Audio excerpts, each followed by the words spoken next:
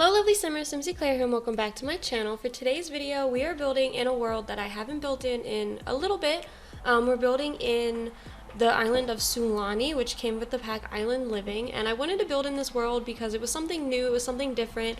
It's a lot warmer out here these days. Living in California now, I have realized that it gets warmer very quickly, and I was kind of feeling like, I don't know, going to the beach and having like a nice day outside, so I wanted to, instead of actually doing that, I wanted to sit down and build a house in The Sims, where the Sims would be outside all the time.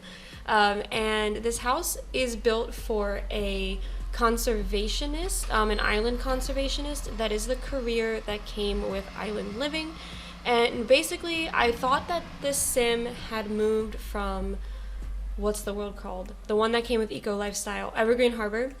I thought this sim had moved from Evergreen Harbor. They had done a lot of good work there, rebuilding the town, making the town more green, and they heard that their hometown of Sulani, where they're from, was starting to kind of deteriorate. You know, they were having invasive species and the beaches weren't as clean, and so they decided to take all of the good work that they did on Evergreen Harbor and move back home and try and fix up the island that they grew up on. And that's why the house is a container home. I did think that they probably had some extra shipping container material that they had from Evergreen Harbor when they lived there, and they decided to kind of rebuild, maybe even like they took down their container house from Evergreen Harbor and they just rebuilt it out here with some of the materials that they could get from the land out here. And I thought that was kind of like a cute little story to kind of bring together the two careers, because the Eco Lifestyle and Island Living packs are the two packs that came with careers based off of, you know, saving the environment and making things more eco-friendly. So I thought it'd be kind of cool to combine the two packs and kind of see what we could get.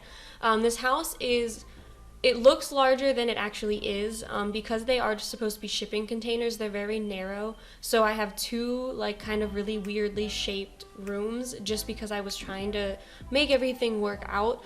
This house is a 1-bedroom, 1-bathroom, and then there's an office. So if you did want a family to live here, you could definitely change the office into another bedroom. Or there is a space where I kind of made it like this Sims hobby area. You'll see it when we decorate the inside of the video. You could definitely turn that into a bedroom. I just thought that this sim was way more focused at this point on their career and making sure that the life on the island was safe and secure. So they weren't really, you know, they didn't have a relationship, they didn't have any kids or anything like that. So I definitely wanted this to be more of like a single sim hut. And a majority of all the activities are outdoor related. Like I said, there is an office where they have a computer because you need a computer for the conservationist career, but besides that there's no electronics. The house is off the grid, so all the lights are off the grid. You'll see when I do the interior, as always, I have those like ceiling lights, but that's just to give myself light to build. I do delete them at the end, and I will be deleting them before this house goes up on the gallery, if I remember to put it in the gallery. But so this house is functional off the grid, and it has a couple of traits that make it a little easier to be off the grid. It has the flowing water trait, so it's like the water utilities are down. It has geothermal, so the pool is heated, which doesn't necessarily help with eco-friendliness, but I thought it was kind of cool. And there is one other one, but I can't remember what it was. It might have been great soil, because I figured this sim probably gardened.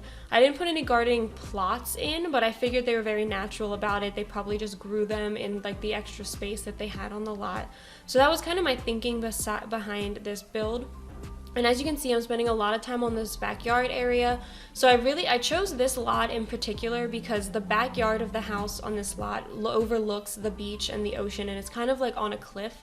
So I thought that this sim probably chose this lot so that way they could see the island, they could see what was going on, maybe do a little bit of spying to see if people are, you know, trashing the island or littering or things like that. So they kind of had an overall view of what was going on, but also because this lot is beautiful. It has like a dirt path leading up, so I figured this sim probably had like a Jeep or something, and you know, they went on their conservationist trips and then they came back from the mountains and they just had a nice relaxing space to look over their new property and their hometown and everything. And I thought that was just like a nice little story.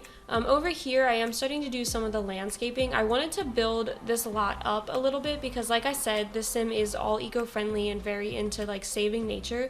So I didn't think that they would destroy any of the natural rocks or any of the natural plants that had been on this lot when they moved into it. So I wanted to make sure that there was still some of the overgrown plant life and overgrown rocks and stuff that you find throughout the island, especially on the lots up in the mountains, because some of the mountains do have volcanoes, so there is a lot of volcanic rock around. Now, I did not put volcanic activity on this lot because it's not the one directly beneath the volcano, and quite honestly, I think the volcanic activity is really frustrating because your Sims just get really scared all the time and it's really hard to work with. And this isn't like a challenge lot. I know that there's a challenge going around where you build a lot with like all of the lot challenges and your Sim has to like survive on it, and I wasn't planning on doing that here, so I was like, I'm not gonna add that challenge. I think functional off the grid is good enough. And then over there you saw I added like a little patch of sand. The Island Living pack came with like a little pit that you can cook food underground, so I thought it'd be kind of cool if this sim had like a little area, because like I said, this is like their hometown, so I figured they had family here, so I thought it'd be nice if they had a little area with the pit and they had family come over and they could sit and enjoy the time outside with their family and kind of discuss like the changes of the island. But now we're on the inside. And like I said, the inside of the house is really weirdly shaped, so I did my best. There are a lot of plants and there's a lot of natural light and there's a lot of stuff from Island Living and Eco Lifestyle, and I tried to keep it limited to those two packs, but as you can see, like obviously I didn't, you know, specifically keep it limited to those, but I don't think I used as many packs in this build as I usually do. Although it was really difficult because, like I said, this is functional off the grid, so I had to find items that just worked off the grid, and there aren't a lot of things like in Eco Lifestyle that do function off the grid unless your house is producing like extra electricity, like you yourself have like solar panels and stuff like that. So I had to be really careful with the items I was picking, so that's why it's like kind of limited but also not, because I was trying to work with the challenge that I had created for this pack or for this build. And over here is kind of like a little extra space. It leads to the bathroom. I have a front door and a back door that I kind of put like some decorations, you know, I have like a little coat rack and some umbrellas and stuff like that because it does rain on the island. So I have like a little bit of an area for the sim to drop their stuff. You know, they're coming home from work, they just throw their jackets and stuff on the ground and everything. And then over here is just like a little side table. I'm finally using these plants from the kit that we got, and we also just got a new kit the day that I'm finishing this build. I think it's the Decor to the Max kit, so I'm probably gonna get that one and then do like a small build, maybe a short or something, or maybe an apartment with that, so that way we can explore the new pack or the new kit together, because I'm excited about it. It's a style that I don't usually build in. It's very eclectic. That's more my sister's style, so I'm kind of excited to play around with it and see what I can come up with.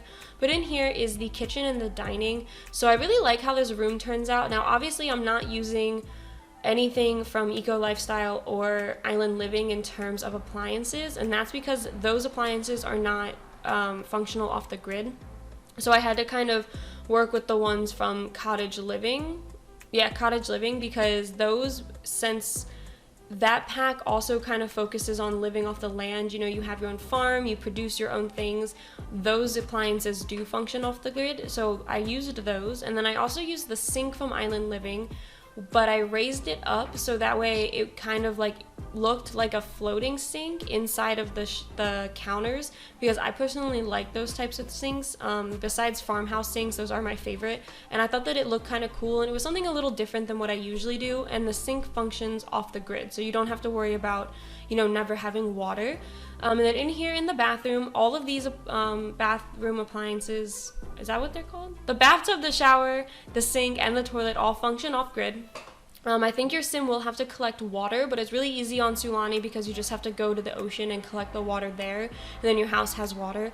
But those things do function off the grid. The toilet, so we didn't actually get a toilet that came with Island Living, but there's a base game toilet that they put in swatches for Island Living, and unfortunately, unlike the rest of the bathroom things from Island Living, that is not functional off the grid, so I had to use one of the base game toilets, so it doesn't really match the bathroom, and I was really frustrated about it. But I figured maybe the sim had like gone dumpster diving in Evergreen Harbor, and that's where they found that, so they wanted to keep it since they had found it and maybe refurbished it themselves. And then in here is the bedroom. It's a little bit of a darker tone than the rest of the build. It has a dark brown bed, dark brown walls, and then the furniture pieces are darker, but I think it really works, especially since there's a lot of windows in this room. You know, during the day it would be very, very bright. If there was a lot of nice bright wood tones, it'd be a little harsh on the eyes. So I think the fact that it is a little bit darker, it'll help keep the room cool, first of all, considering there's no electricity for air conditioning, but it'll also keep the room from being too bright and too blinding.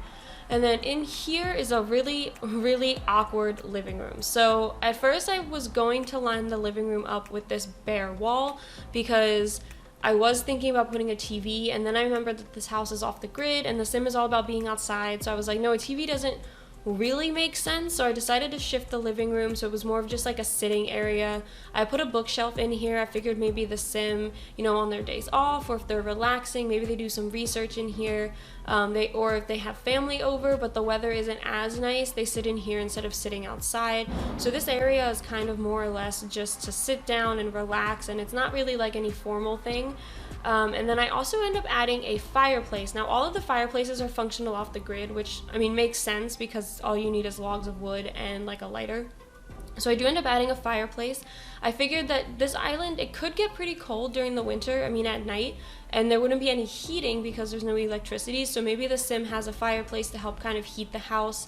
I do go with the one from Snowy Escape. I was thinking the one from Eco Lifestyle, but that would make the house have a footprint of like industrial, like a really big industrial one.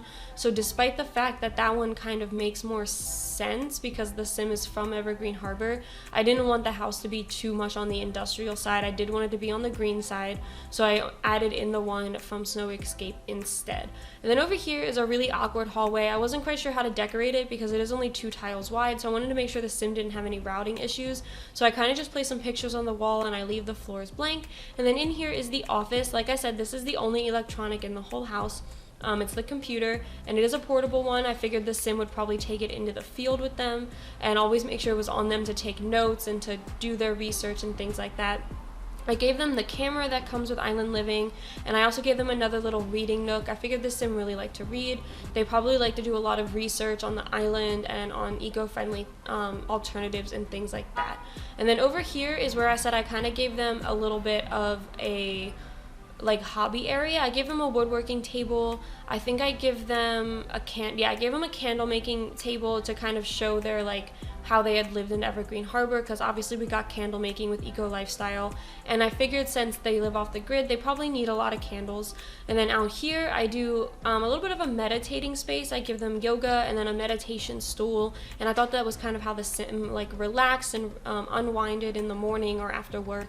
And then out here by the pool, it's very simple. I do a little bit of a decoration with some poolside chairs and some dining tables, and then I'm also going to be adding in the luau pit, or the cooking pit that we got with this pack, and then another little seating area. I kind of switched some things around because I didn't want there to be 2 dining tables, so I do switch some things around.